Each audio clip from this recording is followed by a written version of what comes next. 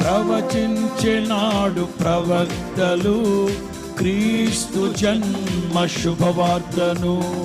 ఆశించినాడు కన్యలు ప్రభువుకు జన్మనివ్వాలని. పాడదామా?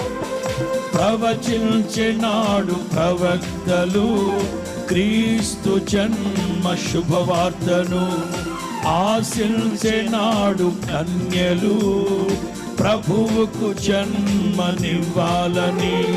తండ్రి చిత్తమే నెరవేరగా కన్య మరియకే ప్రాప్తించగా జన్మించే యేసు మహారాజుగా కాలము విడిపోయే రెండుగా.